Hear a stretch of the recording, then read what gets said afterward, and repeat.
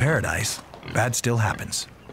Protect your small business with a custom policy and local service tailored to you from First Insurance of Hawaii. Get a quote today.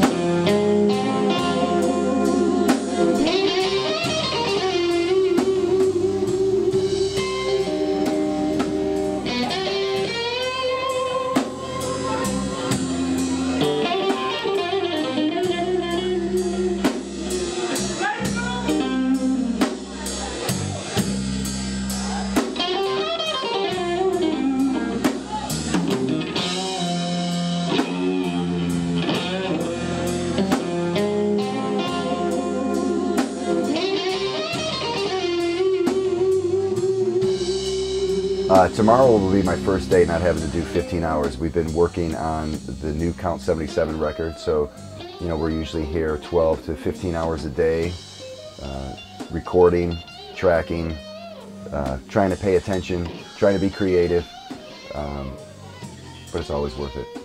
The end product is always worth the work.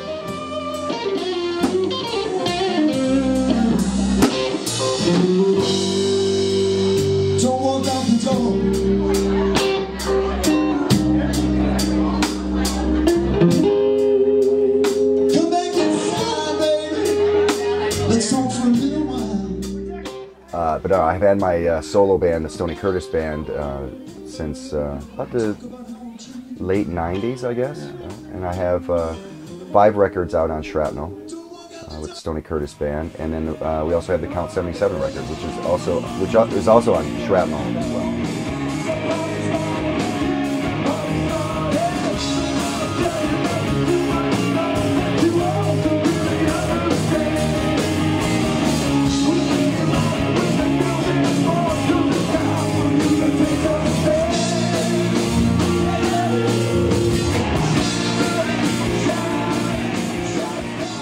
We have a second one coming out. That's what we're working on right now here in the Count's Sound Studio at Desert Moon here. So we've been in production of that for the past few weeks. And that one will come out later on this year. How do you split the difference between the two bands? It's constant, right? So I'm constantly playing, I'm constantly working. The Count Band, of course, is a little bit more high profile because of the television show. It must be fun working with Danny because he knows so much about promotion. He does know how to promote. Danny is a brilliant man. I always say this about Danny. I admire him on many levels, but one of the things that I think he's most brilliant at is being able to surround himself with people that are really good at what they do. And your album with Count 77, that's all original stuff. It's all original stuff. The first record, the debut record, has 11 originals and 2 covers. The 2 covers are iconic 70s rock and roll guitar songs, but the great thing about them is we did Snortin' Whiskey with Pat Travers. Pat Travers played on the track. Wow. And we did Rock and Roll Hoochie Coo, and Rick Derringer played on the track. So those were the bonus tracks. The new record has got 12 original songs, just us. We play long shows, and I always say this, I've already done all the work. Doing all the work is getting here, setting up all this equipment, having to deal with this, having to deal with that. If it's with the Stoney Band or with the Counts Band, you got to get there, you have to get to the hotel, you have to do sound check. It seems glamorous, but it's a lot of work, People, oh, you're flying on airplanes doing it. Yeah, well, you try hanging out in the airport for 5 hours, sitting on a plane when you're 6'2" like this for 6 hours, and then have to, you get off the plane, you got to go through this, and then of course with Danny, every 10 feet somebody's on you, right? So you got to take pictures, you got to do this, you got to do that. So that's where the work is. Playing is the release. That's what I'm in it for, to play the music, and that's the fun part. What part does motorcycling play in your life? Motorcycling to me is freedom, right? It's clearing my mind. It's me and me only, right? I can go inside my head, all my thoughts, I can think, and just having just out there in the air, out there in the open, the rumble, just the feel of it, and it just runs through me like this, and it just, everything escapes.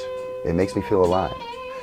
And right in Vegas, you have to be aware at all times. It's a party town. There's a lot of people.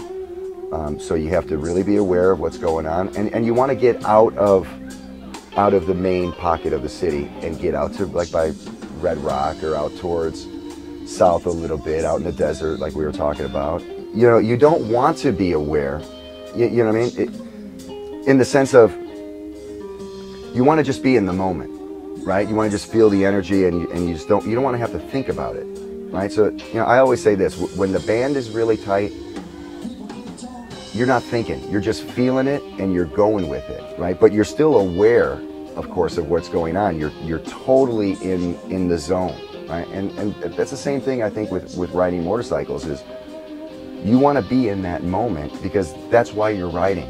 You want to have that freedom and that, just feel that energy of it. But of course, you still want to be paying attention to everything that's going on around you because, again, you know, my mom always said, I don't worry about you, I worry about the other guy.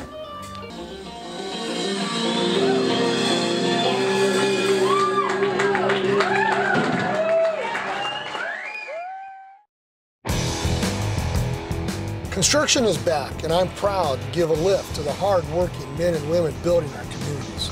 I'm Doc Bailey of Doc Bailey Cranes and Equipment, a 25-year industry veteran providing cranes and bucket trucks.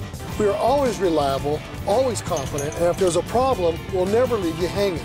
We service everything we rent and provide some of the best operators. So call Doc Bailey, 888-DOC-BAILEY or 888-DOCBailey.com. So I'm here at Ivan's Psycles, and Ivan's going to talk to us a little bit about frames. Now, frames are like what? The backbone of the bike? Yes, they are. Actually, they're like the foundation. With the correct frame, with the correct geometry, with the correct structure, you can get the style that you're looking for, whether it's a bobber, a chopper, a pro street. So the different styles, and it all starts with the frame. Ivan Psycles makes their own frames. Yes. Why is it everyone doesn't do that? It's a lengthy process just to get your certificate or your license to manufacture frames. So you have to submit an application with US DOT, okay. And then along with that, you have to be bonded. You have to have liquidable cash accessible in your account. For what?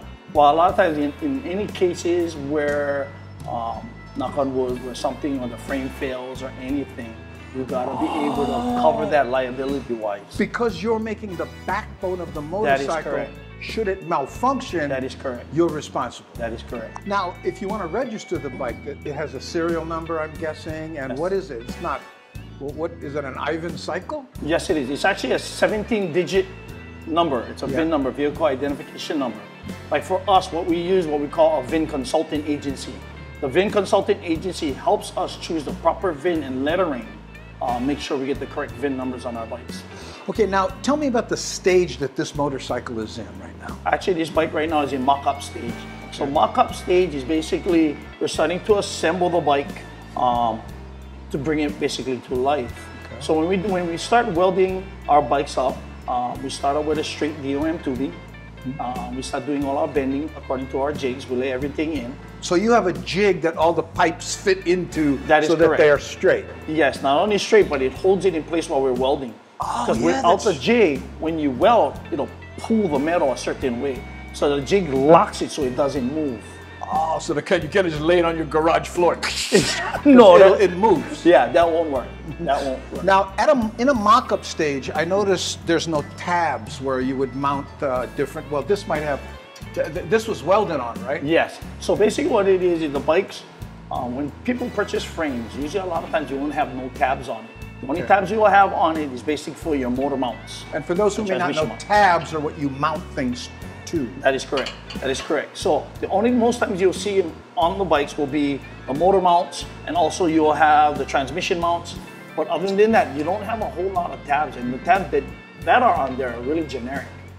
And everything is pretty much mounted to the frame. I mean, your pipes need to come here. There needs to be a tab welded here. The whole, yes. Depending on the type of bike. That is correct. That is correct. Yeah. Now these handlebars, did you make those also? Yes, we did. And do you use a jig for those? These ones, actually, we have a jig to hold them in places, but as far as making them, we kind of just let the metal does what it wants to do. We kind of work with it.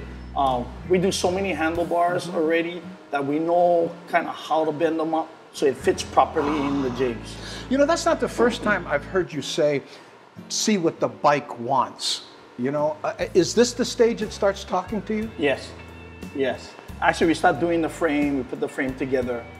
From the jig, it goes here onto our lifts, and we start assembling the bike. Start seeing what it wants. Yeah, that'll look good. No, that doesn't look good. Okay. You know, we want a girder front end, so this is the girder front end that we made.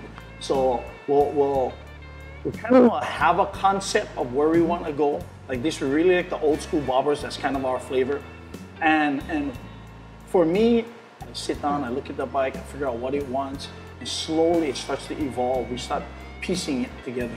What has this bike told you so far? So far, it says it wants raw, old school, hard knocks. You know, that's what it wants. That's what I'm going to give it. As we're building, we never know what the tank is going to look like, what the frame is going to look like, what the handlebars are. We just start building it. And slowly, we're kind of imagining and visualizing what it wants. You put the whole thing together without paint, make sure everything fits, you're listening to what it tells you. Yeah. Then you tear it all back down. Yes. And then from there, everything gets sent out to our contractors, our powder coaters, our painters. Once we get everything back, the chrome platers, obviously, once we get everything back, then we start the assembling process. We got to make the tank, get the tank done. We still got to line up a few more things for the exhaust. We're going to be making the exhaust. Obviously, we got to make the tabs for the exhaust once we finish that process. Then from there, we're going to do tear down. Will this be the motor? This is a Sportster motor, I know, but will this be it? Or this will be it. Okay. This motor is actually a 1972 iron head that we're using. Shovel. Yeah.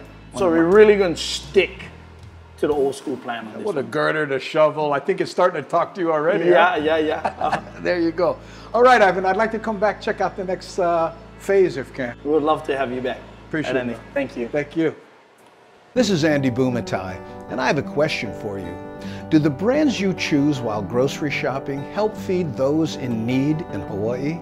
Did they help support the Puna community rebuild after the hurricane? When you have a choice, choose to make a difference locally. Choose Hawaiian Values. And by the way, if you don't see Hawaiian Values products at your grocer, club, or retailer, ask them to carry Hawaiian Values and support our local community. Oh yeah. Oh dude, you got Mickey Mouse looking down on you. You're fine. Oakland's totally safe. Mickey Mouse lives right there, baby. You know what? It's funny how many people said, stay out of this neighborhood. I like it. It's got character. You know, it's like when people complained when they cleaned up New York. I'm not seeing that gas station you were talking about. I see the prostitutes you're talking about. Or wait, those are blow-up dolls. Never mind. I don't know. That kind of filling station. Is that a gas station right here to the right? Yes. All right. Yeah. Thank you. Thank you. Thank you very much. Thank you. We'll be here all week. We'll be here all week, please. Try the chicken. This is hardcore here. Is this your first dual vlog? Yeah, I think so. Heck yeah. Hey, but you know what? Being this close to San Francisco, maybe we ought to call it a buy vlog. A buy vlog. All right, man. I'll be right back. I'm gonna go pay for some gas. I'm gonna risk it. Transfer some funds here. Yeah.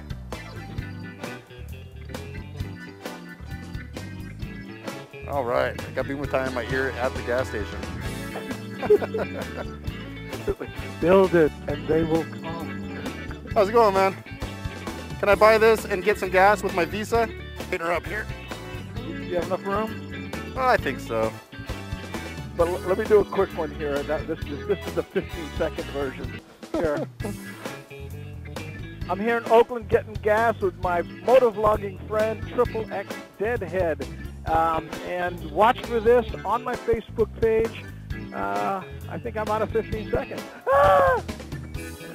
Crap, man. That moment when you realize you put your keys already in your pocket. Oh, I love that one.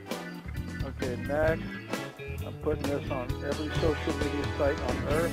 And hidden send. Our careers are ruined. What will they ever think of us? Okay, so where are we going? Well, I'll follow you. I'll follow you so I can get you on camera. And I have no idea where I'm at, and you have no idea where I'm at, so it works out beautifully. And I'm on camera here. Oh, that's true, yeah. Okay, let's go. We'll get you on both cameras. There we go. XXXDeadhead behind me. He should be in front of me, but he admitted he doesn't know where we're going either. I have no idea. We're in Oakland, California, by the way, just in case you didn't catch that, guys. And it really isn't all that bad. But look at this. We have small dogs driving trucks. Small dogs driving trucks. Like, what could go wrong? Right. I mean, and you know, your first question is, how can they afford that? Yeah. I have a small dog. He can't afford a truck. They give everybody a job down here. Well, that just proves they're industrious people. Yes, yes. Here to better their lives, whether they're small dogs or not. Buy a gun. Look at this. Buy a gun for someone else. Someone who can't buy. Wait. Buy a gun for someone who can't. Buy yourself 10 years in jail. Don't lie for the other guy.org. Oh. Okay. Yep. Okay. Thank you for I got it. So that's about don't buy a gun for somebody else. You know, in Hawaii they don't have billboards, so I'm billboard impaired. There we go. Was that their car? Really? that suspiciously did not look like their car.